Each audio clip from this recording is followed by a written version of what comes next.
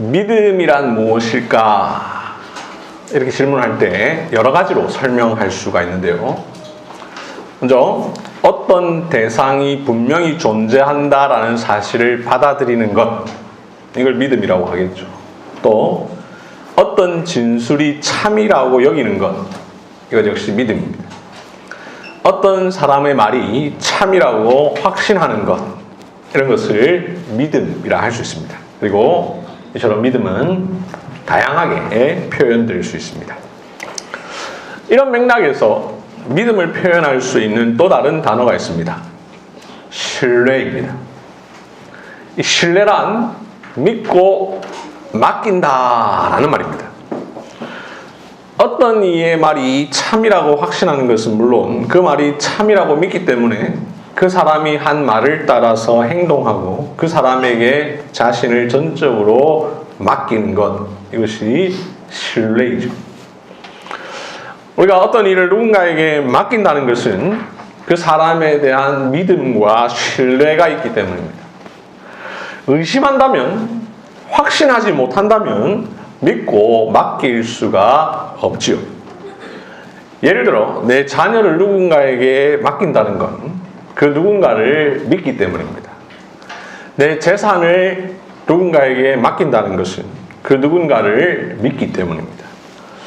이처럼 믿음은 신뢰로 이어지고 신뢰는 맡김으로 이어집니다. 믿음은 반드시 신뢰와 맡김을 포함합니다. 참된 믿음은 단순한 감정이 아니라 그 대상을 신뢰하고 온전히 자신을 맡기는 행동으로 나타납니다. 우리의 신앙에 있어서도 마찬가지입니다. 하나님을 믿는다, 이 말은 하나님이 분명히 존재한다라는 사실을 받아들이는 것, 이것도 말하고 하나님의 말씀이 참이라고 확신하는 것, 이런 것도 말하며 더 나아가 하나님께 우리를 맡기는 것입니다. 나의 생명, 나의 구원, 나의 삶 전부를 하나님께 맡기는 것, 이것이 곧 믿음이죠.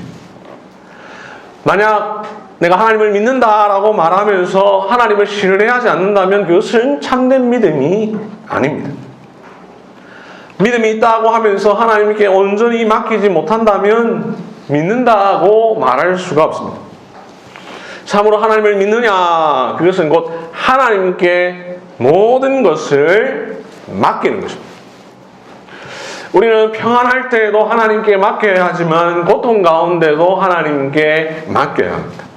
하나님을 신뢰하는 믿음은 어떤 상황에서도 변치 않아야 합니다. 예수님은 우리의 믿음의 모범이시죠.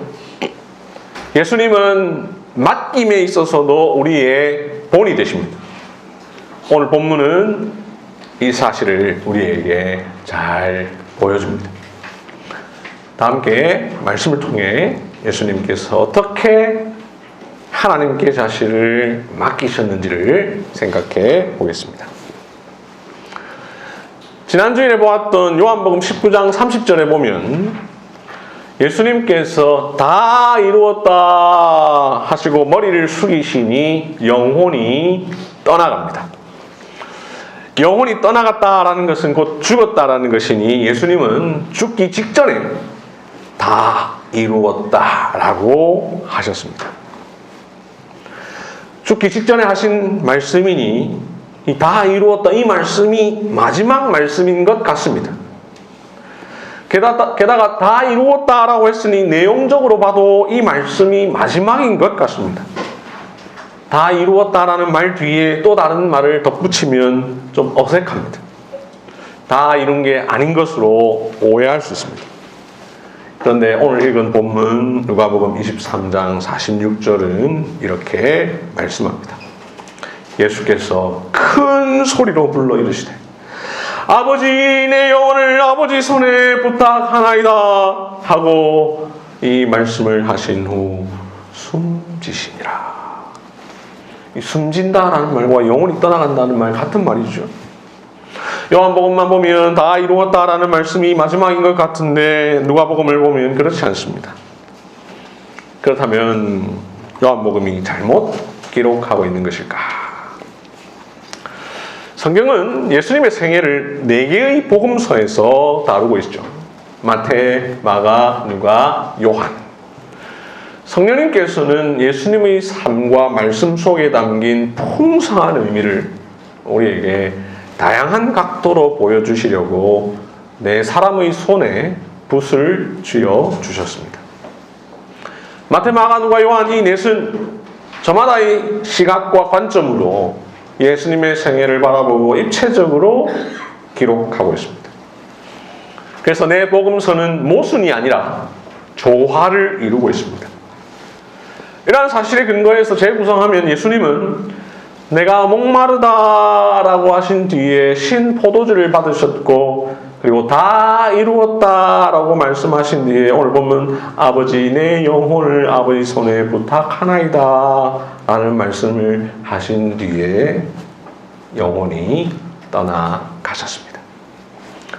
예수님은 십자가 위에서 모두 7마디의 말씀을 하셨는데 5번째로 내가 목마르다 라고 하셨고 6번째로 다 이루었다 라고 하셨으며 그리고 마지막 7번째 아버지 내 영혼을 아버지 손에 부탁하나이다 라고 말씀하셨습니다. 그렇다면 오늘 본문인 예수님의 마지막 말씀, 이 말씀은 무슨 뜻으로 하신 말씀일까요? 먼저 아버지라는 표현이 우리 눈에 들어옵니다. 아버지 내 영혼을 아버지 손에 부탁하나이다. 아버지를 2번 언급하고 있습니다. 그런데 한글로는 2번입니다만 헬라어 원어를 직역하면 아버지여 내가 나의 영혼을 당신의 손에 부탁하나이다. 이렇게 됩니다. 아버지라는 말이 한 번입니다만 분명한 것은 예수님은 아버지여라는 말로 7번째 말씀을 시작하셨습니다. 예수님은 가상 7원의 첫 번째 말씀에서도 아버지여라는 말로 시작하셨습니다. 아버지 저들을 사하여 주옵소서 자기들이 하는 것을 알지 못함이니이다. 그렇게 예수님은 십자가 위에서 아버지를 부르심으로 첫 마디를 시작하셨고 아버지를 부르심으로 마지막 마디를 마치셨습니다. 예수님은 공생의 가운데 하나님이 곧 자신의 아버지라는 사실을 여러 번 강조하셨습니다. 이 말을 들은 유대인들은 어찌 네가 감히 하나님을 자기 아버지라 부르냐라고 반발했습니다. 유대인들이 예수님을 빌라도의 재판에 넘길 때 그 죄목은 그가 자기를 하나님의 아들이라 함이니이다 라면서 넘겼습니다. 유대인들에게 있어서 예수님의 큰 죄는 하나님을 자기의 아버지라고 부르는 것입니다. 뿐만 아니라 예수님께서 십자가에 달려 계실 때에 지나가는 사람들이 예수님을 모욕하면서 이렇게 말합니다. 네가 만일 하나님의 아들이여든 자기를 구원하고 십자가에서 내려오라. 너희 아버지가 하나님이라며 그러면 십자가에서 내려오라 라고 했습니다. 이러한 모욕에 대하여 대답하기라도 하시듯 예수님은 아버지여 내가 나의 영혼을 당신의 손에 부탁하나이다 라고 하십니다. 사람들은 하나님이 예수님의 아버지라는 사실을 비웃고 하나님께서 아버지임에도 불구하고 십자가에서 처참하게 매달려 희생당하시는 것도 조롱합니다. 그럼에도 예수님은 하나님을 아버지라 부르기를 부끄러워하지 않으십니다. 오히려 아버지 하나님께 자신의 영혼을 부탁함으로 아버지에 대한 신뢰를 더욱 나타내십니다. 다음으로 부탁하나이다 이렇게 말씀하셨는데요. 좀 더 분명하게 표현하면 맡깁니다, 위탁합니다 이런 말입니다. 한자어로 부탁의 탁자라는 말이 의지하다, 맡기다 라는 뜻인데요. 그래서 예탁, 기탁, 신탁, 의탁, 이 다 같은 단어의 탁, 바로 그런 뜻입니다. 부탁, 이 표현이 틀린 것은 아니지만 맡깁니다. 이게 좀 더 뉘앙스를 잘 드러내는 분명한 표현입니다. 그래서 공동번역, 새번역, 현대인 성경 모두 이렇게 번역합니다. 아버지, 내 영혼을 아버지의 손에 맡깁니다. 예수님은 아버지의 손에 맡긴다고 할 때 내 영혼을 맡긴다 라고 하셨는데, 여기에서의 영혼은 몸과 분리된 영혼, 그것만을 의미한다기보다는 자신의 전 인격, 자기의 생명, 자기의 삶 전체를 의미하는 표현입니다. 그러니 예수님은 십자가 위에서 남기신 이 마지막 7번째 말씀을 통해 자기의 모든 것을 아버지 하나님께 맡기십니다. 사람들은 하나님이 너의 아버지라며 하고 비방하고, 하나님이 너의 아버지인데 그 하나님은 대체 너를 왜 안 구해주니? 라고 조롱하는데, 예수님은 꿋꿋하게 자신의 모든 것을 하나님 아버지께 맡기십니다. 이것이 예수님께서 십자가 위에서 하신 7번째 말씀의 기본적인 의미입니다. 그런데 이보다 좀 더 큰 의미가 있습니다. 다 함께 시편 31편 5절을 찾아보겠습니다. 시편 31편 5절.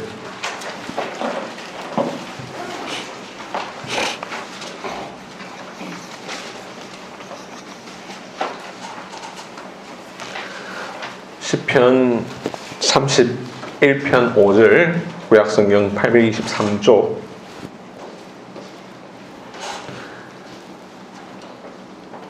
시편 31편 5절 앞부분, 내가 나의 영을 주의 손에 부탁하나이다.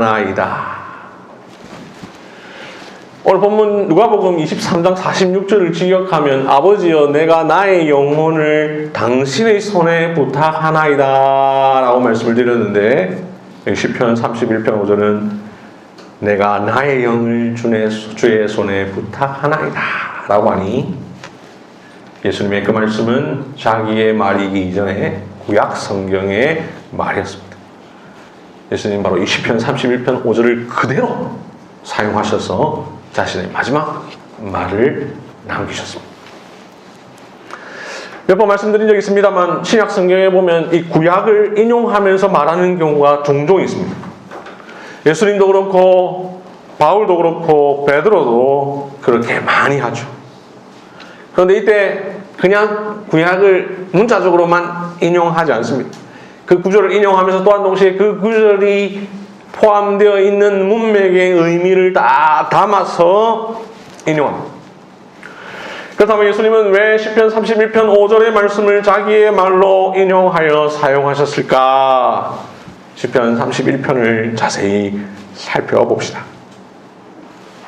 이 시를 지은 시인, 지금 어떤 구체적 삶의 정황 가운데 있는지는 우리가 다 알 수 없습니다. 다만 분명한 것이 하나 있습니다. 그래서 바로 그가 극심한 고통 가운데 있다는 것입니다. 9절부터 13절까지의 말씀을 보십시오. 9절을 보시면, 여호와여 내가 고통 중에 있사오니 라고 말합니다. 이 시인이 극심한 고통 가운데 있음을 우리에게 보여주죠. 이 고통이 얼마나 극심했던지 9절 뒷부분에 내가 근심 때문에 눈과 영혼과 몸이 쇠하였나이다 라고 말합니다. 이 고통 때문에 근심하고 일어나요, 기력이 다 빠져버렸다는 거죠. 세 번역에 보니까 울다 지쳐 내 눈이 시력조차 잃었습니다. 내 몸과 마음도 활력을 잃고 말았습니다. 이렇게 번역합니다. 11절을 보면 시인이 고통당하는 가운데 대적들이 그를 욕합니다. 비난합니다. 고통도 힘든데 대적들의 욕은 그 고통을 더욱 가중시킵니다. 뿐만 아니라 시인의 이웃마저 대적들의 그 행동에 가담합니다. 대적들의 욕보다 더 심하게 합니다. 세 번역은 이웃 사람들도 나를 혐오하고 라고 표현합니다. 이러한 상황 가운데 친구가 놀라고 길에서 보는 자가 이 시인을 피해버립니다. 아무도 그의 고통을 도와주지 않습니다. 돕기는커녕 오히려 벌레 보듯 피해 도망가 버립니다.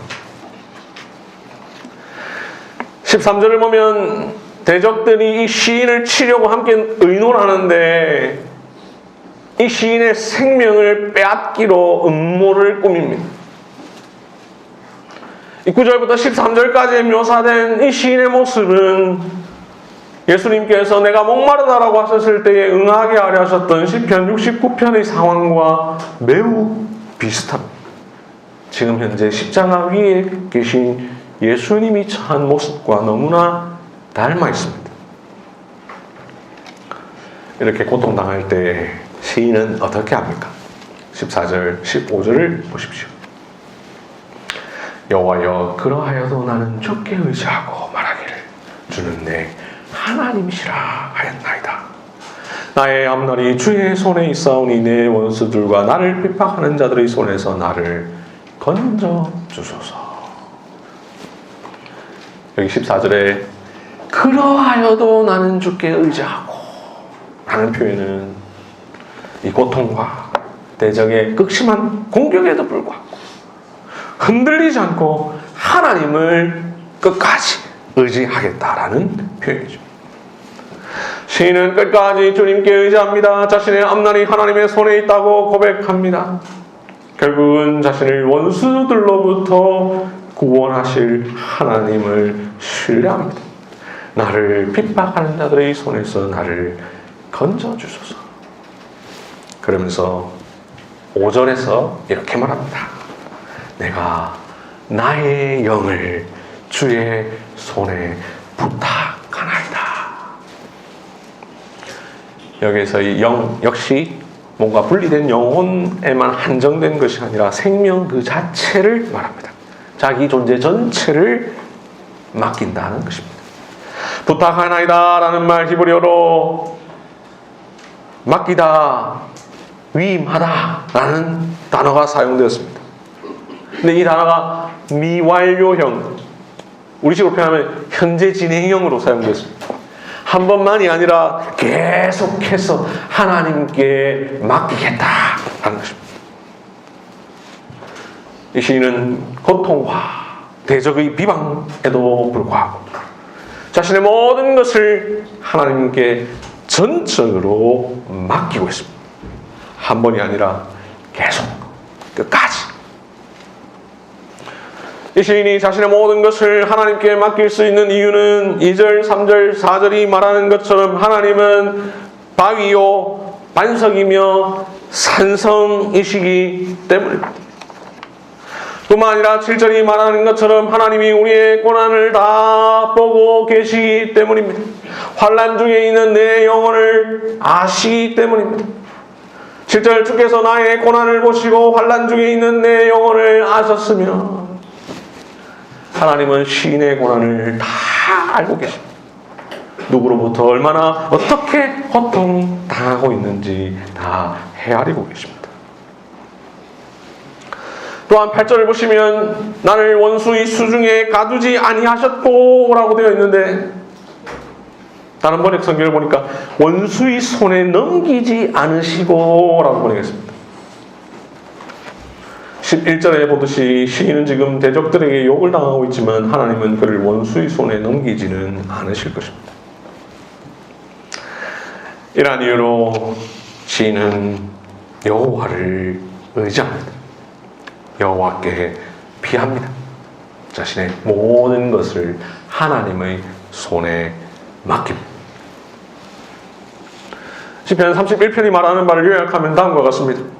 눈과 영혼과 몸이 쇠할 정도로 극심한 고통 가운데 있고 대적들이 비난하고 이웃까지 동참하며 가까운 친구가 피하고 떠나며 대적들이 자기의 생명을 빼앗으려 한다 할지라도 하나님의 손에 모든 것을 맡기라. 왜냐하면 하나님은 우리의 피할 바위요 반석이며 산성이시기 때문입니다.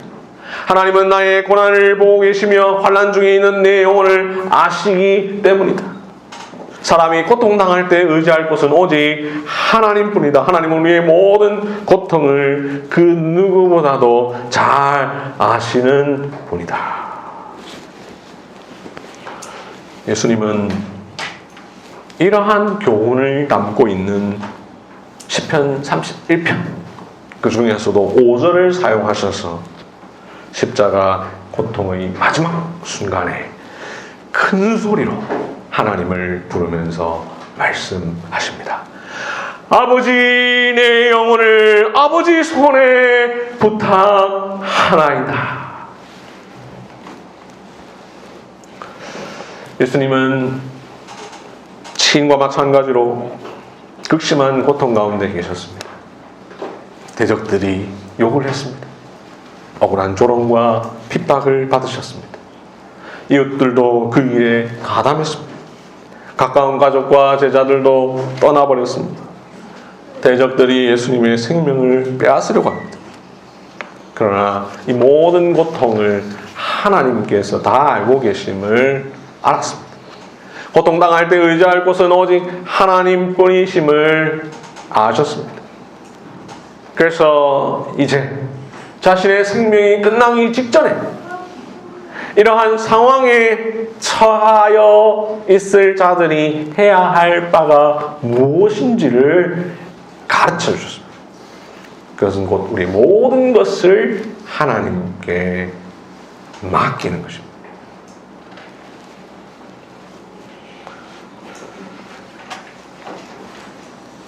사랑하는 형제, 자매 여러분, 예수님은 그리스도인의 모범이십니다. 우리의 모델이십니다. 예수님은 우리가 닮아야 할 사표이십니다. 예수님 하면 십자가를 떠올립니다. 십자가 하면 고난을 떠올립니다.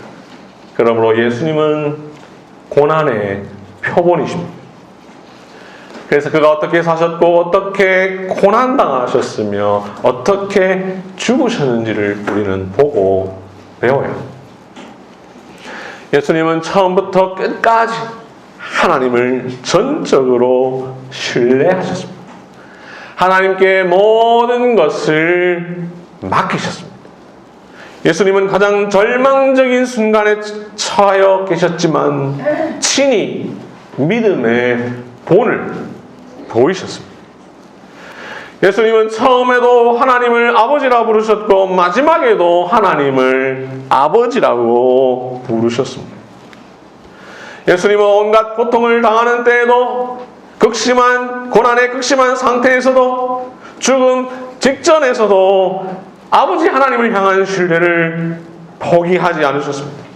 예수님은 마지막 숨을 거두는 운명의 순간에도 아버지 하나님을 끝까지 신뢰하셨습니다. 예수님이 십자가에 매달려 계실 때에 악인들은 이렇게 조롱했습니다. 그가 여호와께 의탁하니 구원하실 걸, 그를 기뻐하시니 건지실 걸. 그가 하나님을 신뢰하니 하나님이 원하시면 이제 그를 구원하실지라. 이러한 조롱 가운데서도 예수님은 아버지, 내 영혼을 당신의 손에 맡깁니다 라고 하셨습니다. 예수님의 이 모습은 고통을 회피하기 위한 의뢰도 아니고 죽음을 거부하기 위한 청탁도 아닌 삶과 죽음 전부를 하나님의 손에 맡겨드린 믿음의 극치였습니다. 그러므로 믿음의 주요 또 온전케 하시는 이 예수를 바라봅시다. 그는 그 앞에 있는 기쁨을 위하여 십자가를 참사 부끄러움을 개의치 아니하시더니 하나님 아버지의 보좌 오른편에 앉으셨습니다. 예수님께서 그렇게 하신 것처럼 고난 가운데 하나님께 모든 것을 맡깁시다. 때로 하나님께서 침묵하셔도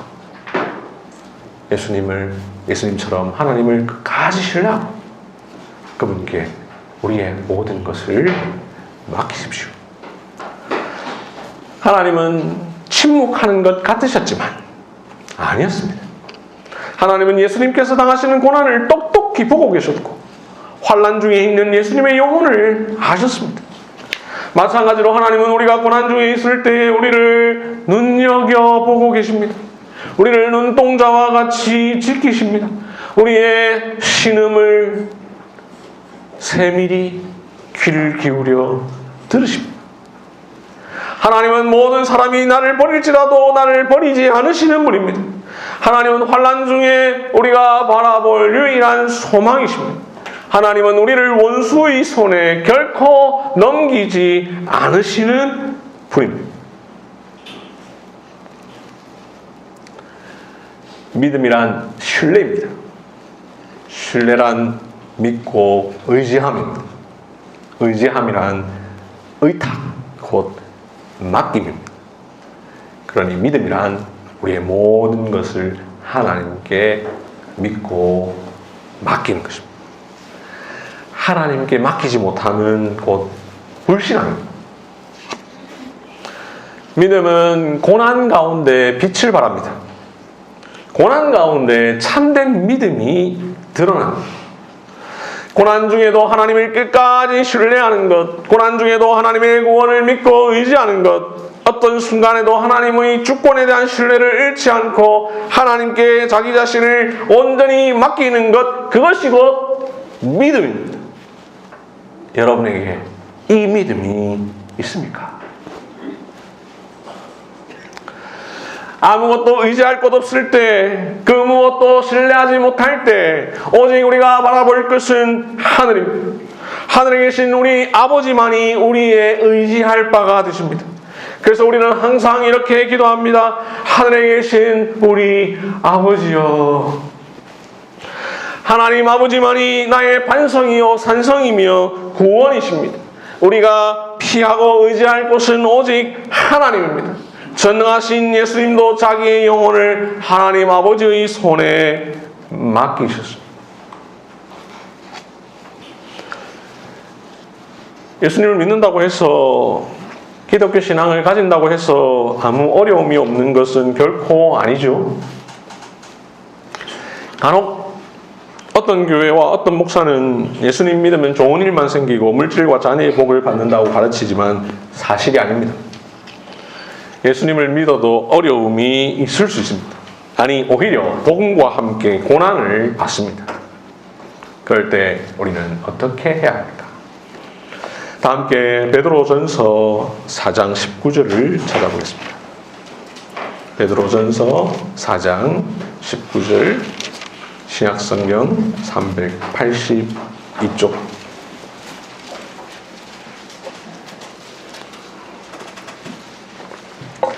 베드로전서 4장 19절.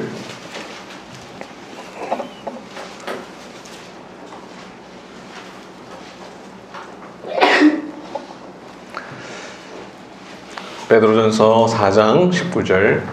그러므로 하나님의 뜻대로 고난받는 자들은 또한 선을 향하는 가운데 그 영혼을 미쁘신 창조주께 의탁할지어다. 오늘 본문과 시편 31편 5절과 내용이 같죠? 여기 의탁할지어다 라는 말은 부탁한다 라는 말과 같은 헬라어가 사용되었습니다. 의탁, 부탁 모두 다 맡긴다 라는 말이죠. 베드로는 고난받는 성도들을 격려하고 권면하면서 성도가 당하는 고난은 하나님의 뜻대로 받는 것이다 라고 이야기합니다. 그러면서 우리가 하나님의 뜻대로 받는 고난이 있는데, 그럴 때 우리가 어떻게 해야 되느냐? 그 영혼을 미쁘신 창조주 하나님 아버지께 맡기라 라고 말합니다. 이것은 하나님의 뜻대로 고난받으셨고 그 영혼을 창조주 하나님께 맡기신 주님을 본받아 권면하는 내용입니다. 디모데후서 1장 12절을 찾아봅시다. 디모데후서 1장 12절.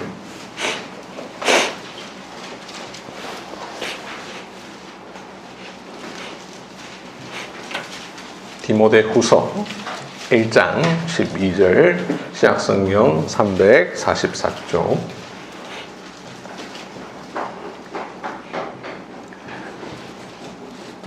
이로 말미암아 내가 또 고난을 받되 부끄러워하지 아니하면 내가 믿는 자를 내가 알고 또한 내가 의탁한 것을 그날까지 그가 능히 지키실 줄을 확신하노라. 내가 의탁한 것 곧 창조주 하나님께, 하나님 아버지께 나의 모든 것을 이 고난 가운데 맡긴 것이죠. 바울이 고난받는 것을 부끄러워하지 않는 이유를 말하면서 그 이유는 내가 하나님을 믿고 하나님께 나의 모든 것을 맡겼는데 그 맡긴 것 하나님이 끝까지 지켜주실 줄을 확신하기 때문이라 라고 말합니다. 베드로와 바울의 이 가르침에 모범을 보인 또 한 명의 인물이 있습니다. 다 함께 사도행전 7장을 보겠습니다. 사도행전 7장 57절 이하.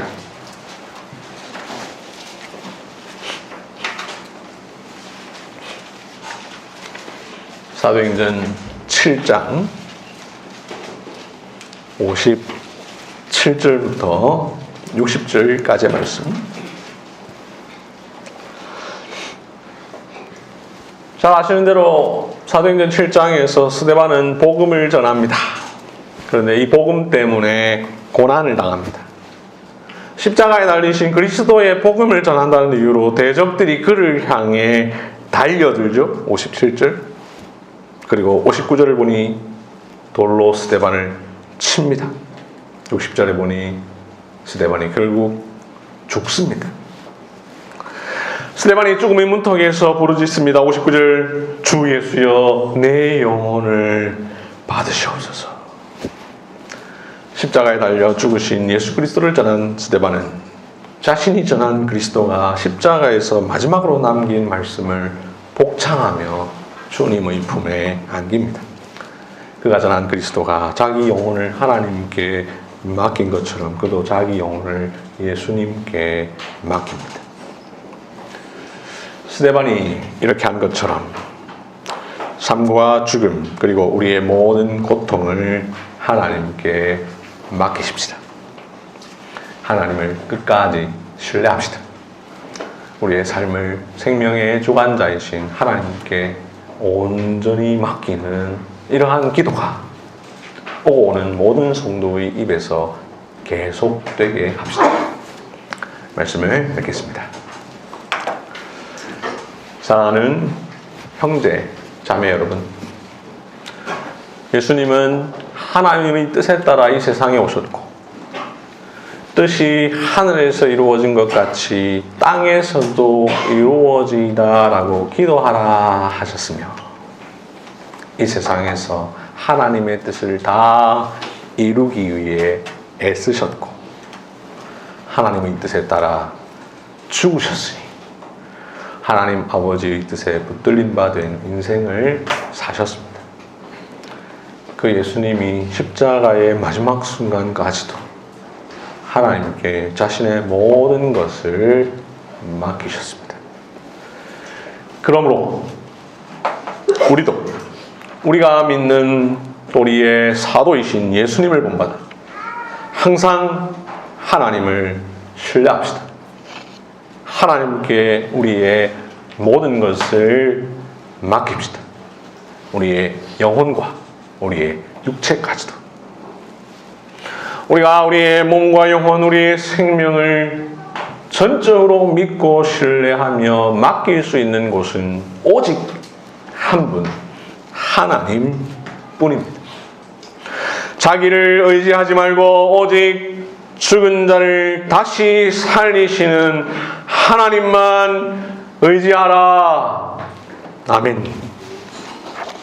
함께 기도하겠습니다.